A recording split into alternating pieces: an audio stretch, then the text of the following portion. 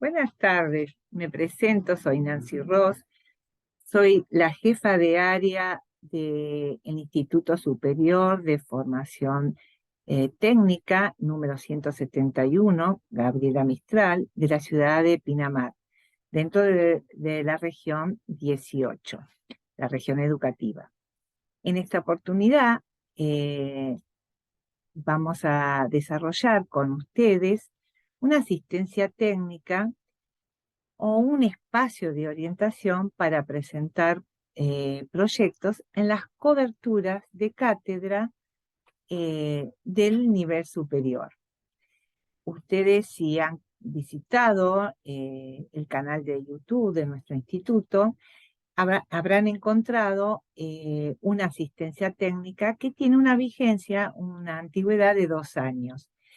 Nos pareció oportuno hacer una actualización de la misma, dado que algunas cuestiones han cambiado, porque aquella asistencia técnica se realizó cuando estábamos volviendo a la presencialidad, después de el periodo de pandemia, y entonces siempre es importante avanzar y actualizar para poder asesorarlos de la mejor forma posible.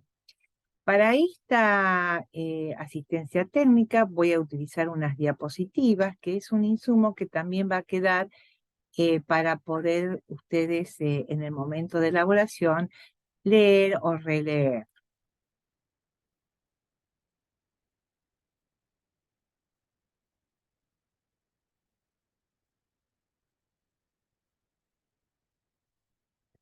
Bien. Eh, Acá dice actualización o actualizada al 24 de febrero del año 2023. Quiero aclarar algo que me parece muy importante.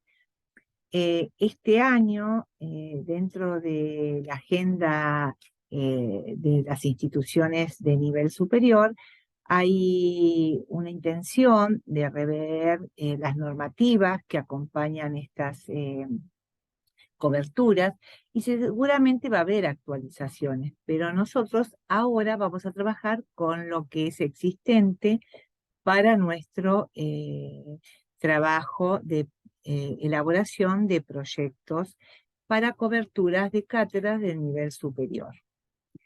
Bien, lo más importante antes de empezar a hablar de cómo elaborar el proyecto es pensar en qué documentación tengo que presentar cuando mi intención es hacer una cobertura para cátedras dentro de la institución.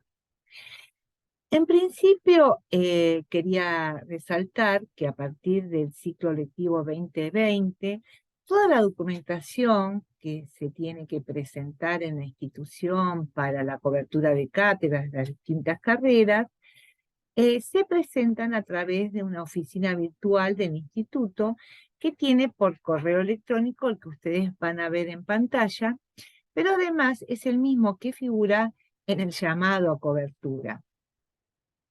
El horario para la inscripción siempre va a indicar ese llamado hasta las 22 horas del último día de inscripción.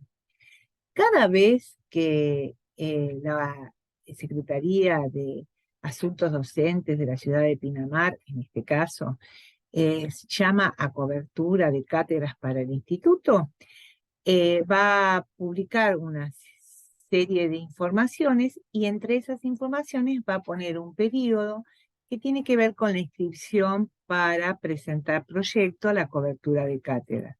Y siempre va a haber una fecha límite. Cuando nosotros ya tenemos elaborado el proyecto de cátedra, vamos a presentar ese proyecto junto con lo que se llama anexo 3 y documentación respaldatoria. Cabe destacar que ese anexo 3 se elabora según lo que dice la resolución vigente en este momento, que es la 5.886 del año 2003.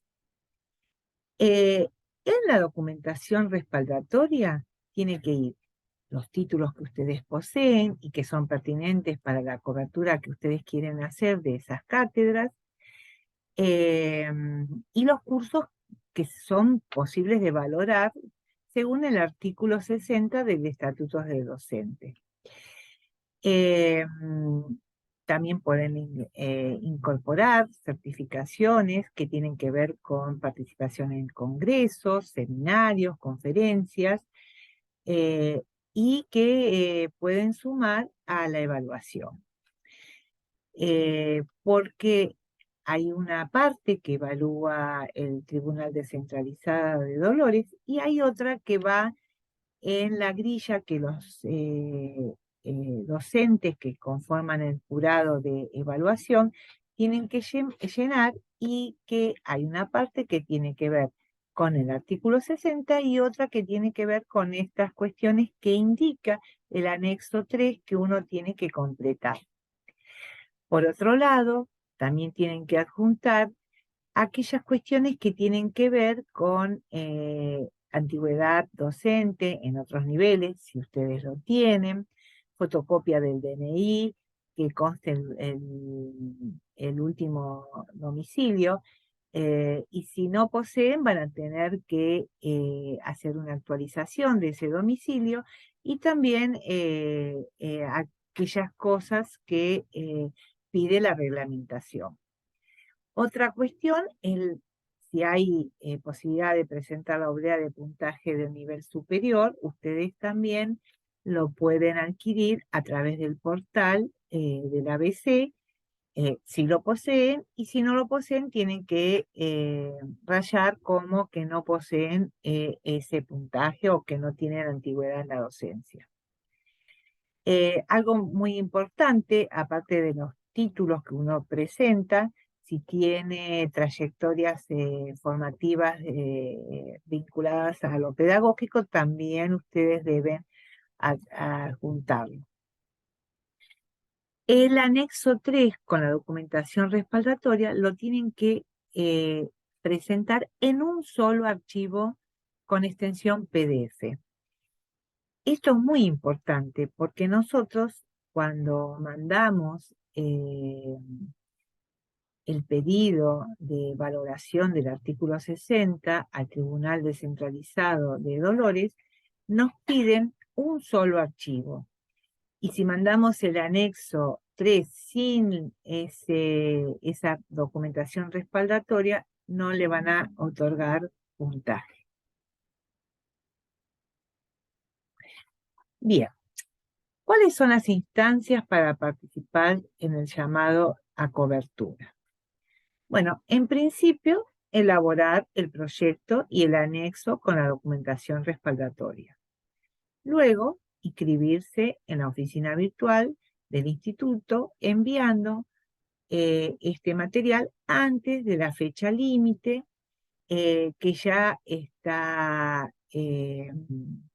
especificado en el llamado, y es a través del correo electrónico donde nosotros escribimos escribimos un pequeño texto en el cuerpo del mensaje y ponemos como adjunto el proyecto y el anexo. Y después, una vez que esa documentación es enviada, ustedes van a recibir un correo del instituto diciendo que esa documentación fue recibida y que a la brevedad van a ser citados para la entrevista. Una vez que son citados para la entrevista, deben asistir, y además, algo que es importante, cuando a ustedes nos notifican que tienen que presentarse a la entrevista en una fecha y en un horario, le van a reiterar quiénes son los que constituyen la comisión evaluadora. Bien. Para elaborar el proyecto hay normativa. O sea que hay una documentación específica, y cuando nosotros vamos a presentarnos tenemos que tenerla en cuenta. En principio es la comunicación de la cobertura, donde se establecen los plazos y las formas de entrega. Esto se publica en el SAT, que es la Secretaría de Asuntos Docentes. Cada ciudad tiene o sea, eh, Pinamar tiene la suya, Villa Gesell tiene la suya, General Madariaga va a tener también su Secretaría de Asuntos Docentes. Pero una vez que ya salió ese comunicado de la Secretaría de Asuntos Docentes, la página oficial del instituto también hace la misma publicación en dos espacios, en novedades y en docentes concursos, que son dos secciones que tiene la página. Ahí tenemos el link para poder acceder. Otra cuestión que es importante junto con este comunicado es la resolución 5886 del año 2003, que inicialmente les comenté que este año se va a hacer una revisión de esa documentación. Bien, y seguramente va a haber novedades al respecto. Los proyectos son y deben ser valorados con una grilla para cada uno de esos ítems que ustedes tienen que desarrollar. Hay algo que es muy importante. Si un ítem no se encuentra desarrollado, por más que implícitamente lo puedan leer en otro ítem, no va a poder ser calificado. O sea que va a tener puntaje 0. Por eso es muy importante leer la normativa. Junto con la resolución 5886, se sugiere tener en cuenta un marco orientador que lo da la disposición 30 del año 2005. Otra cosa que es muy importante es que esa disposición no es específicamente para presentar proyecto para cobertura. Es una disposición que fue concebida para elaborar la planificación áulica. ¿Qué es la planificación áulica? Nosotros nos presentamos con un proyecto y si salimos beneficiados con el el orden de mérito como primero, podemos acceder a esa cátedra.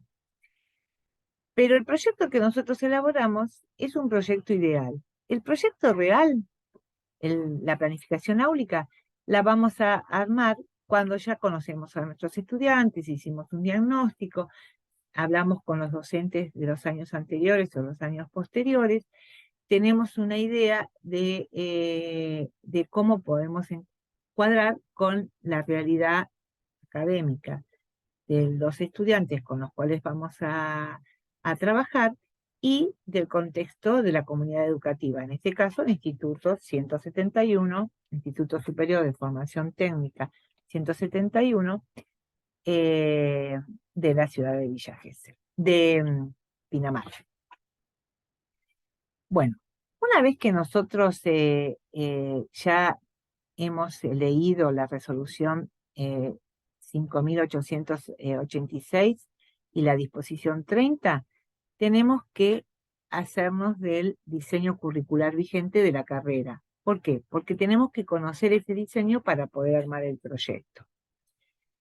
Y ahí, entre otras cuestiones, están especificadas cuál es el perfil del estudiante, qué cuestiones se van a tener en cuenta en cada uno de los espacios curriculares, a qué campo pertenece. O sea que el diseño es como el ABC para poder armar ese proyecto. Y junto con el diseño curricular nos tenemos que también poner a leer la resolución 4043 del año 2009, que tiene que ver con el régimen académico del nivel superior y sobre todo con el régimen de evaluación y el régimen de equivalencias.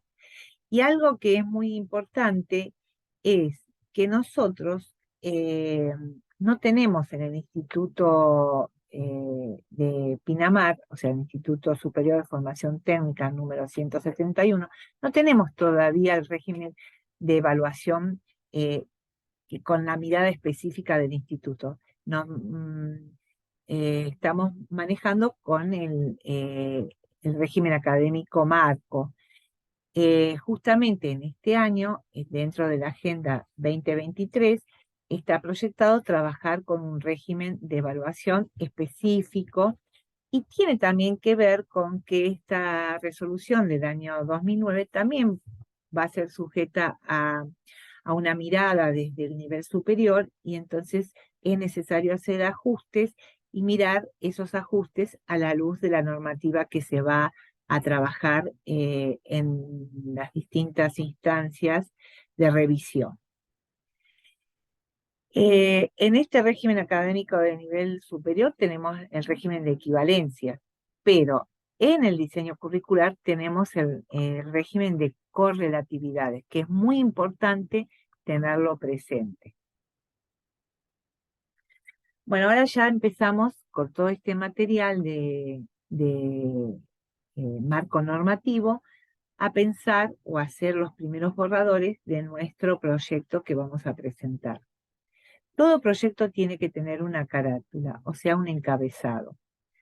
Ahí vamos a tener especificado la Provincia de Buenos Aires, Dirección General de Cultura y Educación, Dirección de Educación Superior de Formación Técnica, Instituto Superior de Formación Técnica, número, y en ese caso va a entrar el número que corresponde a nuestro instituto, que es el 171, y que tiene también nombre, es el Instituto 171 Gabriela Mistral. ¿A qué carrera corresponde el proyecto que vamos a presentar? ¿A qué asignatura? ¿A qué curso? El ciclo lectivo, la cantidad de módulos y también el plan que corresponde a esta carrera. Es muy importante porque cada carrera tiene un número de resolución. Bueno, ahora vamos a entrar en la elaboración propiamente dicha. Lo primero que tenemos que hacer es la fundamentación de nuestra propuesta curricular. En esa fundamentación tiene que haber una introducción a nuestro proyecto, hay que hacer fundamentaciones teóricas y epistemológicos de la asignatura en la cual nosotros queremos eh, adquirir la cátedra, reflejando posicionamientos que tenemos respecto a esa cátedra y al trabajo del perfil de ese técnico superior que va a egresar de este instituto, según los marcos teóricos referenciales y disciplinares, como así también una articulación vertical y horizontal de toda la carrera. Es necesario dar respuesta en esa fundamentación a dos preguntas o una pregunta compuesta. ¿Con qué materia proponemos articular y de qué manera? Es importante aclarar algo. Nosotros hablamos de materia y espacio curricular o asignatura. Recuerden que son términos que están circulando y que muchas veces a lo largo de la historia se los ha denominado materia, asignatura, y hoy se habla de espacio curricular. Es importante conocer todo el diseño curricular y el perfil del egresado. En esta instancia se desarrollan las decisiones de cómo vamos a organizar y desarrollar la asignatura. Y otra cuestión que tenemos que reflejar en esa primera introducción es cómo concebimos la enseñanza y el aprendizaje de lo que vamos a proponer. Bueno, lo siguiente es las expectativas de logro. Estas deben leerse y analizarse en el diseño curricular. Por otro lado, las expectativas mínimas no pueden estar ausentes en el proyecto. O sea, hay unas que propone el diseño curricular, pero es interesante que nosotros podamos ampliarlas, completarlas, profundizarlas, agregar otras. Y también teniendo en cuenta ese perfil del egresado y la fundamentación que hacemos en virtud del diseño. Y esto sobre todo para diseños que no han tenido la revisión eh, de los últimos años, porque hay diseños que se están actualizando y otros que tienen una vigencia de 8 años, 10 años, y entonces es muy importante ayornar esa expectativa a los cambios que se han producido dentro del nivel superior y las contextualizaciones que tienen que ver dónde se inserta ese instituto, ¿no? Otra cuestión es que las expectativas siempre se enuncian a través de un sustantivo, reconocimiento, interpretación, desarrollo, entre otros, ¿no?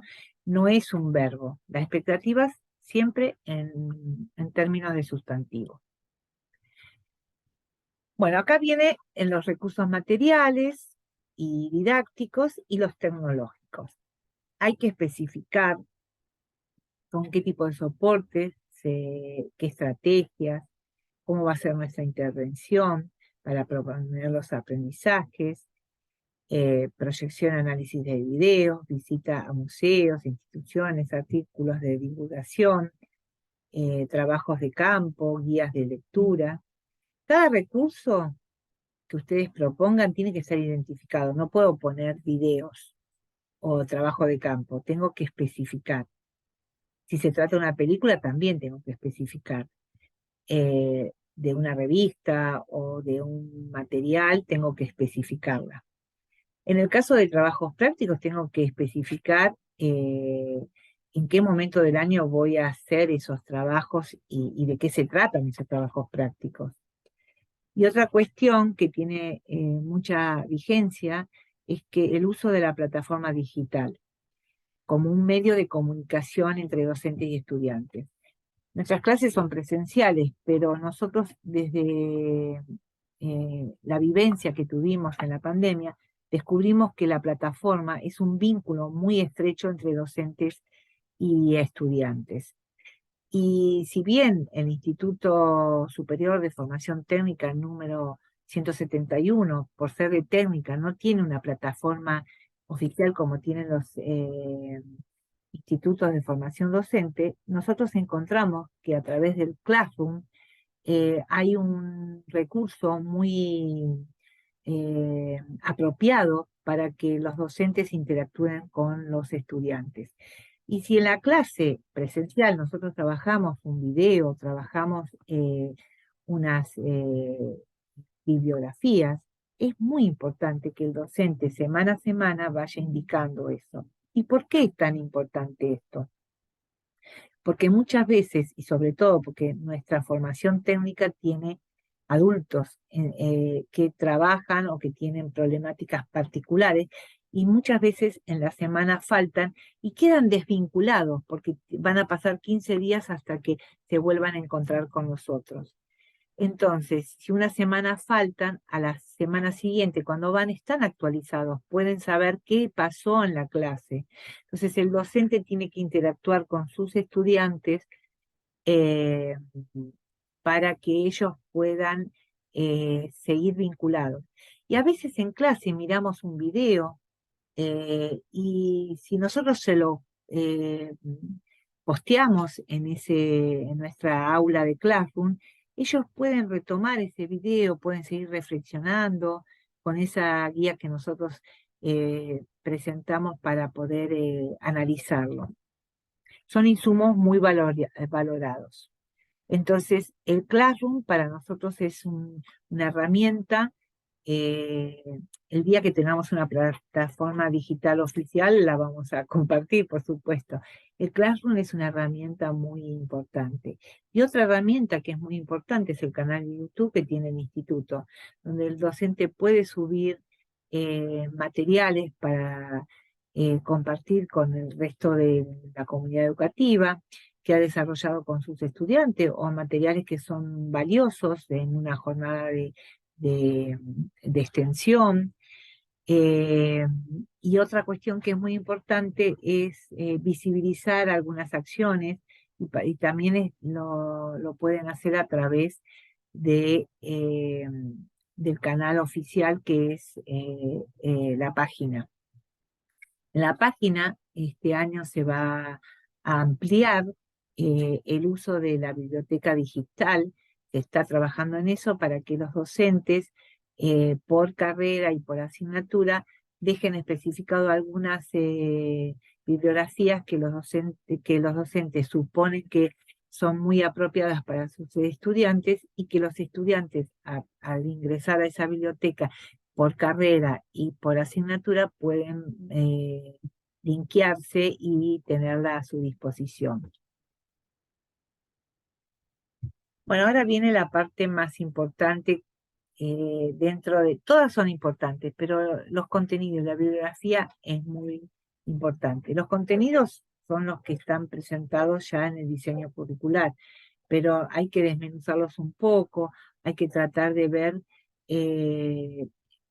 cómo ustedes esos contenidos los van a, a presentar a sus estudiantes. Los que están prescriptos, ¿qué significa que están prescriptos? Los que son obligatorios no se pueden anular, pero sí se pueden ampliar, se pueden profundizar y se pueden agregar otros si fuera posible. Y la bibliografía tiene que estar adecuada a los tiempos y la modalidad prevista en la implementación de esa propuesta. ¿Qué quiere decir? Yo tengo que utilizar una bibliografía que sea actualizada. Los textos que selecciono tienen que estar vinculados con cada una de las unidades y tengo que citarlos con normas APA, porque nosotros estamos formando técnicos superiores, en nuestro caso, que tienen que tener ese manejo de normativas de escritura académica, que tengan las normativas eh, que se utilizan a nivel internacional y que sean vigentes. Y eso se logra a través de las normas APA, que son todos los años actualizadas. También se recomienda que sean más específicas esas bibliografías en los bloques y en las unidades, o sea, nombrar la bibliografía debajo de cada unidad, porque eso es muy orientador. Y en el ítem de bibliografía se va a especificar en forma generalizada lo que se hizo por bloque o por unidad, y además se va a diferenciar las que corresponden a los docentes y las que corresponden a los estudiantes. Y sería muy bueno que si el estudiante puede acceder a esa bibliografía digitalizada, indicar dónde está disponible. Y en caso que no exista de ese texto digitalización, el docente postulante debería indicar cómo el estudiante accede a esos materiales. Y esto es muy importante porque nosotros vivimos en una ciudad muy importante, la ciudad del partido de Pinamar o una ciudad de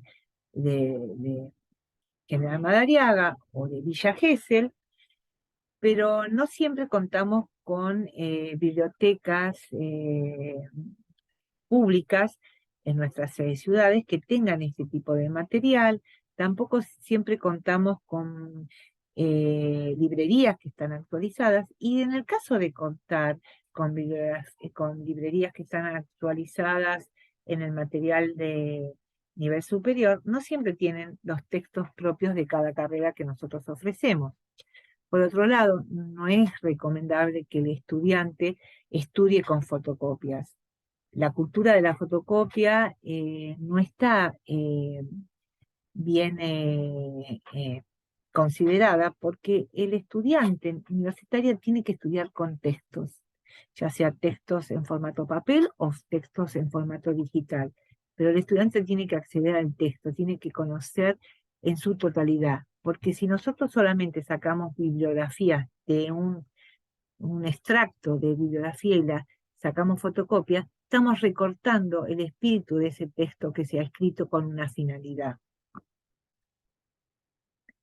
Bueno, después viene el presupuesto de tiempo y cómo lo distribuyo. Es importante aproximadamente que cuando elaboremos pensemos en 32 semanas, que si calculamos de acuerdo al calendario escolar, es esa la cantidad de semanas que vamos a desarrollar la cátedra. No importa si esta asistencia técnica esté indicando de que yo me voy a presentar a cobertura en el mes de julio. Generalmente las coberturas son a principio de año, pero cuando queda vacante una cátedra, hay llamados durante el año. Entonces, cuando el profesor o el docente o el profesional se presenta a esa cobertura, tiene que planificar en forma ideal para todo el año, no para el periodo que se presenta, sino que tiene que planificar para 32 semanas aproximadamente. Y otra cuestión que es muy importante es que hay que tratar de vincular ese desarrollo con los ejes o bloques o las unidades curriculares, y hay que prever el tiempo de evaluación. Y es un presupuesto de tiempo que es como un borrador, siempre hay que ajustarlo. Y eso tiene que estar especificado, que es ajustable. Otra cuestión es eh, que nosotros consideramos como valorativo, es que ese tiempo organizado esté en un cuadro de doble entrada. Porque eso organiza visualmente para la comisión evaluadora esas ideas que tiene quien se postula. Y los criterios de distribución es eh, la explicitación de qué decisión se toma al momento de asignar los tiempos, porque no todos los tiempos son igual, no es que yo divido en partes iguales, porque hay contenidos que requieren más desarrollo que otros, o hay algunos que podemos ajustarlos y eso tiene que ver con lo que estamos presentando y por qué lo estamos presentando de esa forma. Bien, ahora viene la cuestión que tiene que ver con la articulación del espacio de la práctica docente y la evaluación. Hay algo que es muy importante.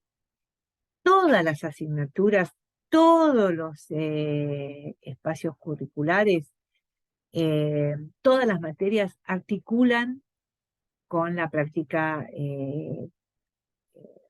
formativa o profesionalizante. ¿Qué quiero decir con esto? Que es un eje vertebrador la práctica profesionalizante. Los contenidos que desarrollo desde el campo general, desde el campo de la formación específica, desde el campo de la práctica o de los fundamentos, tienen que estar articulados con la práctica. Y el que planifica para las prácticas tiene que articular con todos los demás campos. O sea que eso es muy importante. Entonces, tiene que estar desarrollado y tiene que estar especificado cómo es eso que voy a articular. No decir voy a articular desde una fundamentación teórica. Tiene que ser específico. Otra cuestión es la evaluación. La evaluación está ajustada a la resolución 4043 del año 2009. Pues hay un documento que define a nuestro nivel y hay un régimen de evaluación y equivalencia. Nosotros todavía no tenemos eh, una, un régimen de evaluación propio del instituto. El día que lo tengamos ya elaborado, vamos a también incorporarlo porque va a ser como un referente teniendo en cuenta también la resolución propia del régimen de evaluación marco. Y algo que es importante es que en la instancia de evaluación, ya lo anticipé, tiene que estar con sus correspondientes parciales, y esos parciales tienen que estar especificados en el cronograma de tiempo. Y acordarse de algo que es muy importante. Uno cuando organiza un parcial, no solamente pone las preguntas, tiene que poner cuál es el objetivo de esa instancia de evaluación, con qué criterios voy a evaluar ese parcial, y cuándo va a ser el recuperatorio y cuándo va a ser la devolución. Tengan en cuenta que entre parcial y recuperatorio tiene que haber una instancia media que es la devolución, y esa devolución tiene que ser personalizada. Bien, ahora ya llegamos a la instancia de extensión e investigación.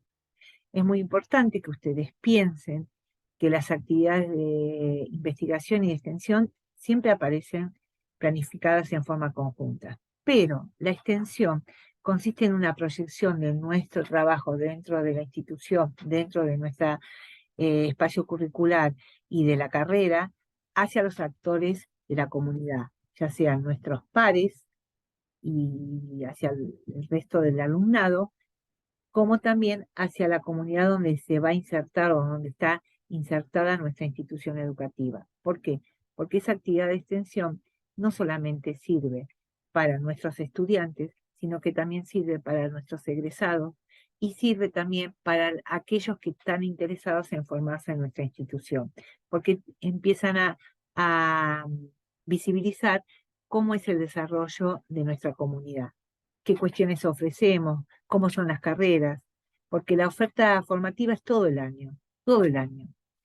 Y otra cuestión que es muy interesante dentro de las actividades de extensión es que a veces, por ejemplo, ofrecemos conversatorios, ofrecemos actividades que tienen que ver con talleres.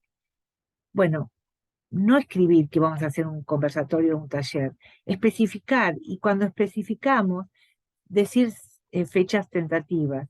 Y lo más importante, y que nosotros siempre evaluamos, es, bueno, una vez que ya lo redacté, gané la cátedra, estoy en el curso, no olvidarme que yo planifiqué eso y que con eso gané mi cátedra. Y año tras año, en mi proyecto áulico, renovar esa actividad de extensión. Eh, Bien, y la actividad de investigación es una actividad que se hace hacia adentro de nuestro curso, pero también vinculándonos con el restante, eh, las restantes carreras y con nuestra carrera y los estudiantes de otros años de la institución, ¿no?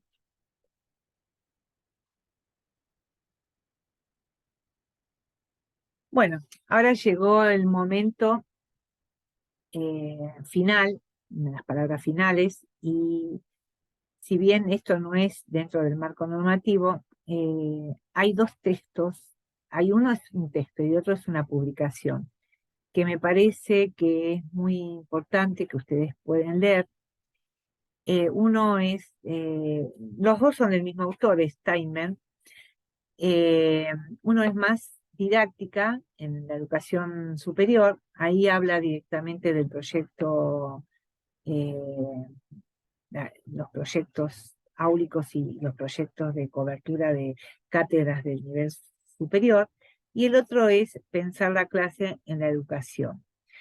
Son textos que nos maravillan, porque nos nutren, sobre todo porque así como hay perfil de estudiantes de las carreras de nivel superior técnico, también hay eh, ciertos perfiles que son comunes dentro el claustro de docentes de nuestras instituciones, que la mayoría provienen de formaciones técnicas. Y entonces, ya sea de nivel superior, ¿no? O de nivel técnico. Y entonces es muy importante nutrirnos con esto.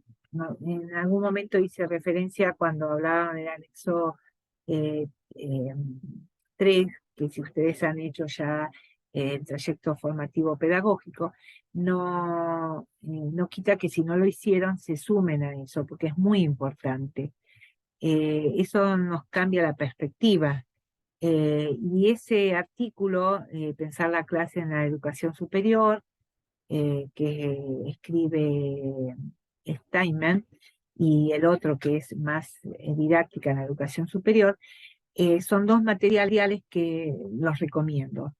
Y ustedes los van a tener disponible dentro de la página oficial de nuestro instituto. Y para cerrar esta asistencia técnica, quería comentarles algo que pienso y que sostengo a través de mi trabajo y mi trayectoria, es que la educación a lo largo de la vida acontece desde el saber hacer, el saber con el otro y el saber ser.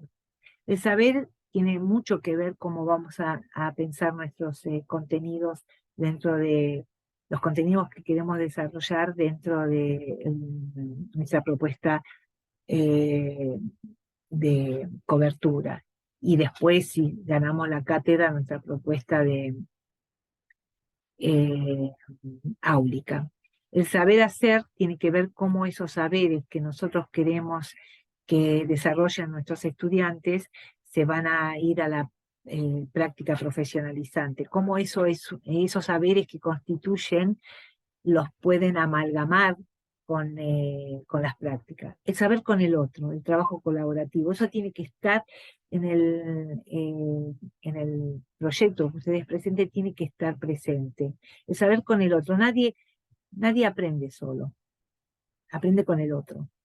Entonces nosotros tenemos que fomentar dentro de nuestros estudiantes un trabajo colaborativo, que es muy diferente del trabajo de equipo. Y el saber ser tiene que ver con la ética. Nosotros cuando decimos, trabajamos en el nivel superior y nosotros les pedimos que nuestros estudiantes elaboren trabajos prácticos, eh, informes. Entonces, la ética también tiene que ver con poder referenciar cuáles son las fuentes primarias o secundarias con las que elaboraron el proyecto. Por eso, nuestro trabajo acá de hacer esta asistencia técnica tiene un marco normativo. Y ese marco normativo fue nuestra referencia para poder hacer esta asistencia técnica. Y también estas bibliografías que compartimos. Tengan mucho también en cuenta la forma en que redactan, porque en el nivel superior nosotros exigimos a los estudiantes que su escritura académica sea una escritura propia del nivel. Pero esa exigencia no es que se la pedimos cuando ingresan, se la pedimos y lo ayudamos a poder construirla en el primer año, en el segundo, en el tercero y en cada momento que tenemos oportunidad de estar con ellos una vez que han egresado. Que tengan una excelente tarde, tarde-noche, y espero que este material sea de valoración para ustedes para poder hacer un buen proyecto y sumarse a nuestro cuerpo de docentes. Muchas gracias y hasta pronto.